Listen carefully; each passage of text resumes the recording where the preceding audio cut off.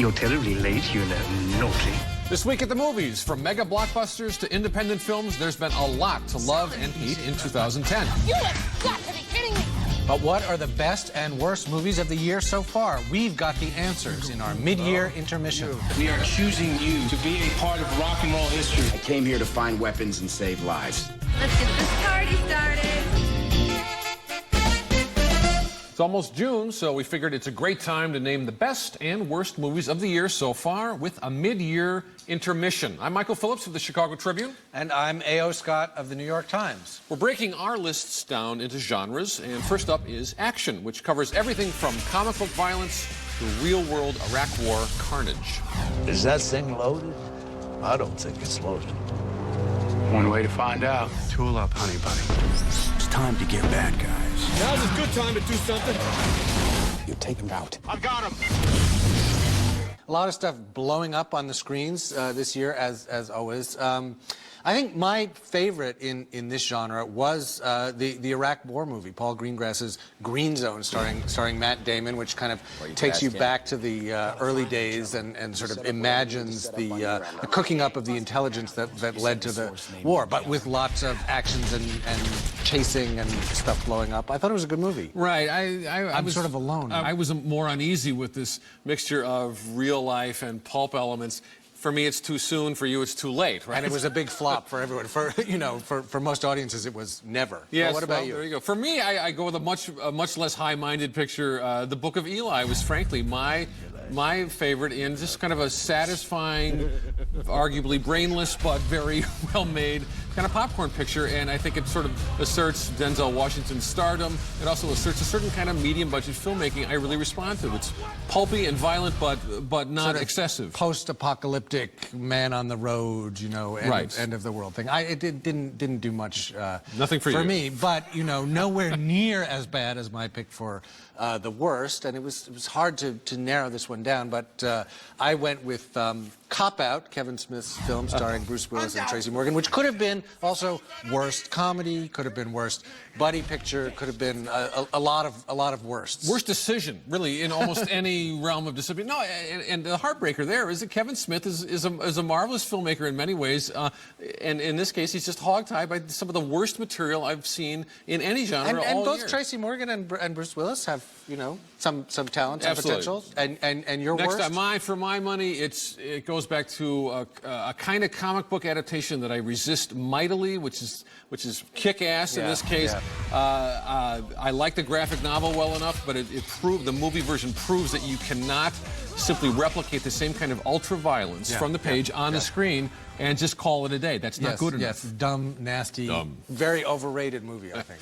Our next category is comedy. And you know the saying, dying is easy, comedy is hard. Some movies make us die laughing, some die trying.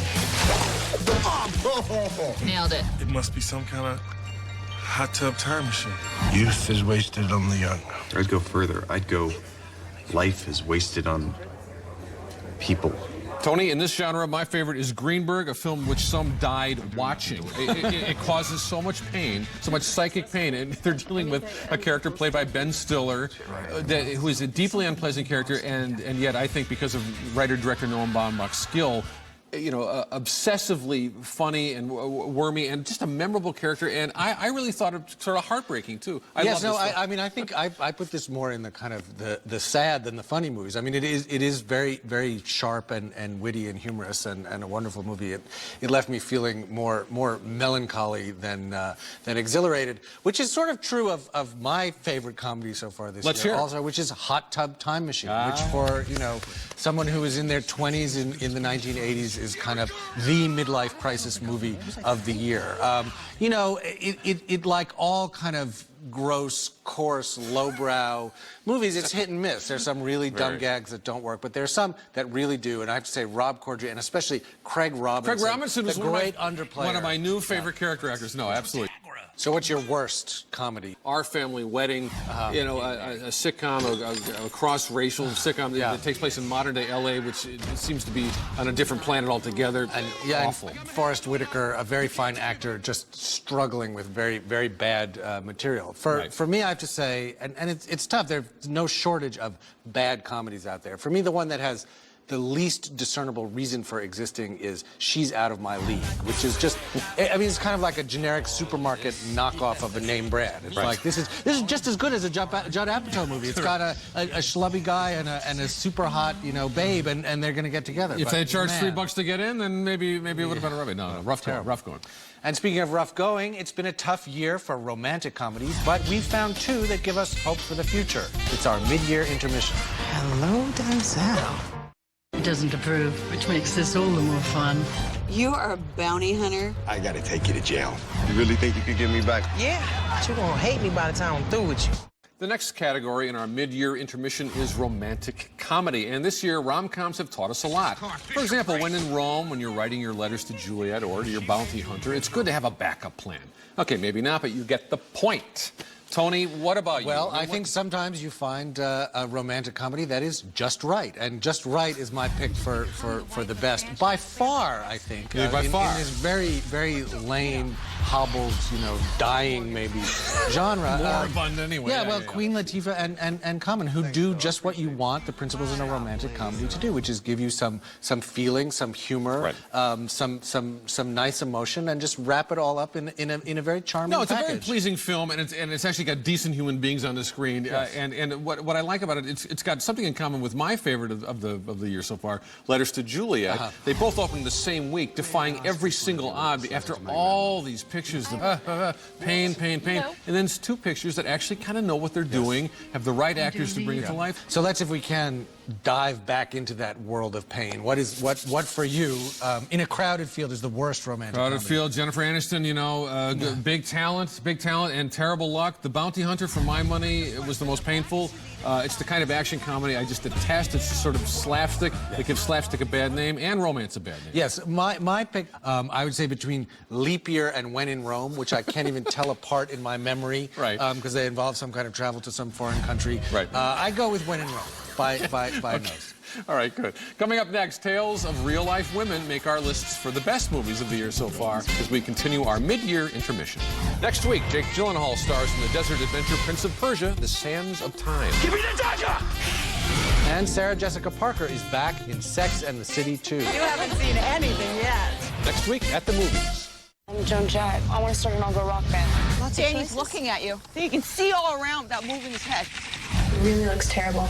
Good. We're taking a look at the best and worst movies of the year so far. Usually it's Oscar time when we get all the biopics, those long, earnest looks at the lives of the famous that are usually more dutiful than they are exciting. Tony, this year... Tony, that is why I like the film The Runaways, because it doesn't have that Oscar freight. This is Kirsten Stewart and Dakota Fanning as Joan Jett and Cherry Curry, the start of this great punk band, The Runaways, in 1970s LA. Low budget, didn't have any kind of like Oscar pretensions. A very exciting film, and I hope people find it on DVD. I hope so too. Well, yeah, because that was one that didn't. It kind of died in theaters. And an interesting thing is, I mean, my pick for best biopic of the year is Temple Grandin, which was never in theaters at all. This is one of two cases this year where a really fine film biography with terrific acting. In this case, Claire Danes as the animal activist and autism activist, Temple Grandin, just gives an amazing performance in a wonderful movie that can find its audience and find a chance to flower on cable TV. Also on HBO, You Don't Know Jack, which you liked a little more than I did, but Al Pacino, really, Barry Levinson. And really reconnecting with why he's such a good actor. And that's HBO's where actors go to really act. I guess that's right. A French gangster prison picture and an Argentinian murder mystery that's also a love story. Our picks for the most exciting dramas of the year so far remind us of the pleasures of pulp in any language. Tony, best drama of the year, where is it? Well, drama's a huge category. It's sort of anything that's not a rom-com maybe is a drama. But for me, it's Jacques Audiard's A Prophet, a French movie about a young man who's sentenced to prison at the age of 19, a French kid of Arab descent. And it's just such an amazing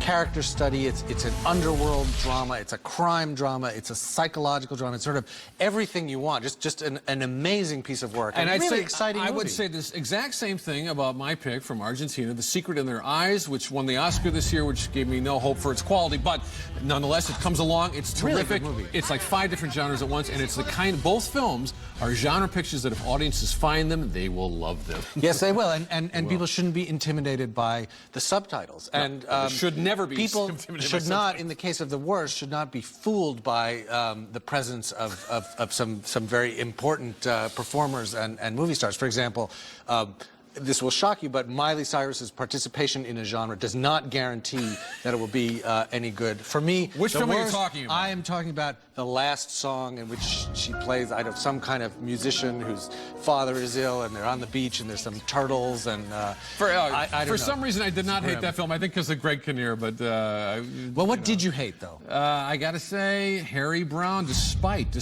a good performance from Michael Caine, it's the kind of vigilante junk that Michael Winter was doing even worse in the 1970s, and it's finding an audience. But for my money, that's the toughest sit of the year so far. Okay, coming up next, zombies, monsters, and ghosts as we continue our mid-year intermission. And later, we haven't forgotten the kids, dragons, and the Mad Hatter top our lists of the family movies of the year so far.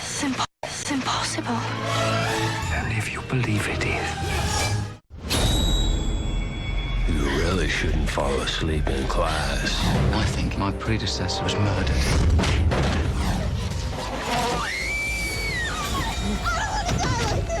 Up next in our mid-year intermission, the thriller horror genre. We've seen a lot of monsters, demons, serial killers, and other scary characters so far this year, and a lot of movies that sell themselves as thrillers but produce mostly tedium and gore. And the line for scary characters starts right behind you. So.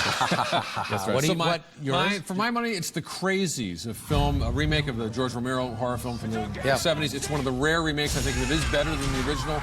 And for my taste, it's the right mixture of comedy and gore, and it's got a sense of, I don't know, visual framing and just sort of surprise. I really responded to it. Yeah, I liked it too, and it's unpretentious, and it's got a little interesting kind of political edge to it too. And yourself? Well, my favorite is out more in the kind of mystery suspense edge of the genre rather than actual horror, because you don't really see much in the way of blood or gore or monsters. But it's The Ghost Rider, the Roman Polanski movie with Ewan McGregor and Pierce Brosnan, and it's you know, it's kind of a political thriller, but it's done in a very sly, low-key, quiet. It's one of the quietest thrillers I've seen in a long time. Also quite funny and witty, and with a nice little kind of satirical, political And in fact, to it. these categories can be sort of looked at different ways. I almost put this in as my favorite drama of the year so far, just behind The Secret in Their Eyes. But it's a film that when people took a chance on it, I think it really did pay off. Yeah, it's a smart movie. But what did not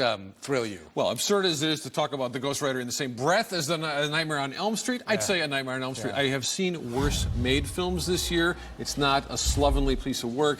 It is a completely empty remake of a film that's, frankly, much better than its reputation. I mean, Nightmare on Elm Street launched a huge series of, you know, a franchise that never quits. But that original film by Wes Craven really has something. Nothing in the remake. Well, speaking of empty remakes, I mean, my pick.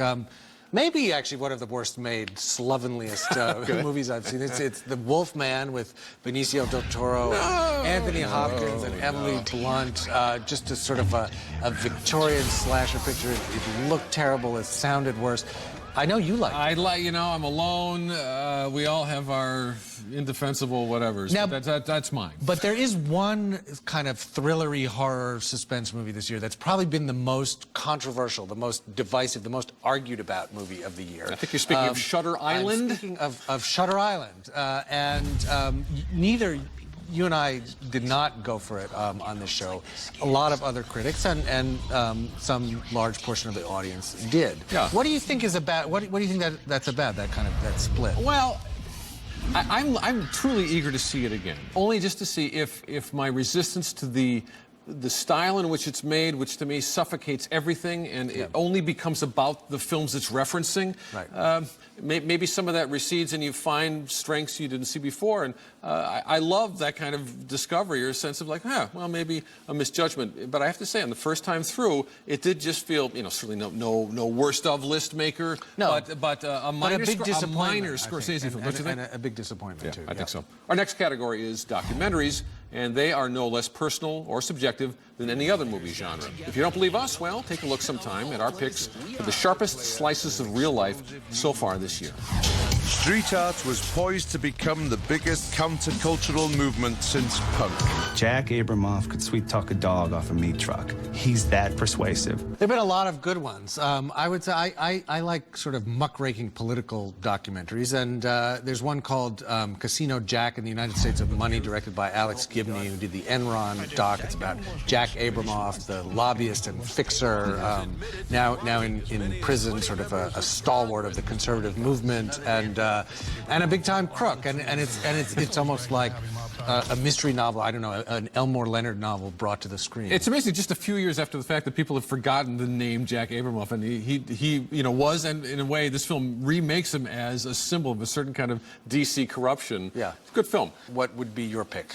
Interesting hybrid between documentary and some call a prankumentary. It's called Exit Through the Gift Shop. Yeah. It's a film that starts out as a documentary following street artists, guerrilla street artists with spray paint cans, shooting all over the place. And then it becomes a movie about an entirely different subject midway through. And by the end, you don't really know what to believe or even what it's saying about the art world and the gullibility of art audiences, but I thought it was fantastic. It was fascinating, yeah. And we have no worst in this category, because actually, so far, it's been a pretty good year for Let's hope it keeps up. I mean, there's babies. Babies. You can't beat babies. I say Rent babies. Oh, I don't say babies. There you go again. Coming up next, a dragon, Jackie Chan, Johnny Depp, and The Rock, who make our picks for the best and worst kids movies in our mid-year intermission.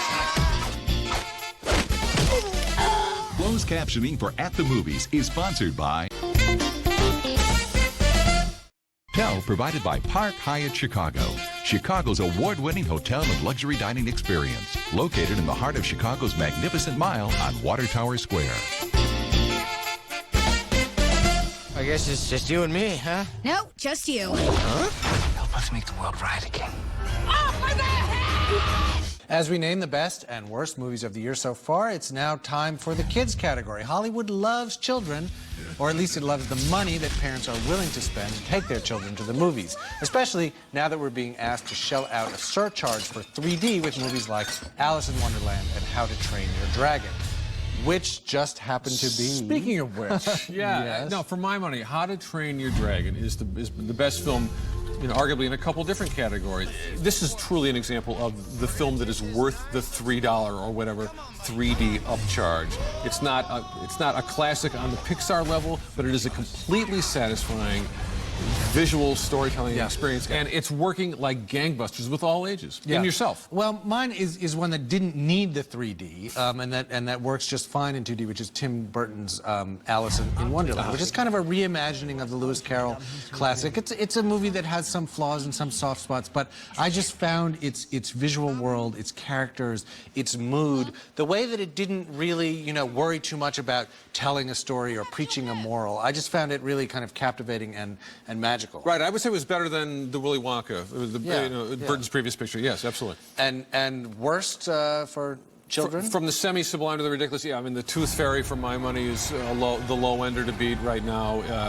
Dwayne "The Rock" Johnson with wings, playing the kind of character that Hollywood can't seem to let go of, which is the narcissistic celebrity who has to learn how to be a good guy. I know Hollywood's full of these people, but I don't want to see them in the movies anymore. Yeah, well, my pick for worst was a similar kind of movie where you have a big action movie star running around with a bunch of kids. It was The Spy Next Door, starring Jackie Chan. And it was just, because Jackie Chan works so hard. 110%. 110%. Throwing, bicycles and chairs and beating people on the head with pots and pans, and all of his kinetic energy could not save this movie from being just desperately awful. Not a laugh. Not a single laugh. So what are you looking forward to for the rest of the year, Tony Scott? Let's hear it. Well, I think I'm looking forward to, just with a sense of curiosity, mixed perhaps with a little bit of dread and hope, to the Wall Street sequel, Money Never Sleeps. I mean, if ever there was a movie whose time had come around again, given all that we've seen with, you know, with the financial collapse and the recession and greed run amok, it's time, you know, Gordon Gekko's day has come again. So I'm looking forward to that. We'll see. Early What fall, about you? I think. Yeah. Right? For my money, Christopher Nolan's Inception, a futuristic thriller with Leonardo DiCaprio, which has kind of a Matrix-y, sounds like, anyway, from the advanced words, a Matrix-y premise where you're dealing with dream invaders or thought invaders and pulling surveillance out of that.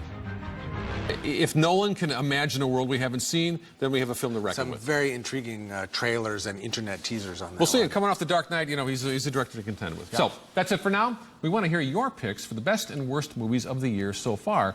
Let us know on Facebook and on Twitter. Just go to atthemoviestv.com to find out how. And join us next week for reviews of The Prince of Persia and Sex and the City 2.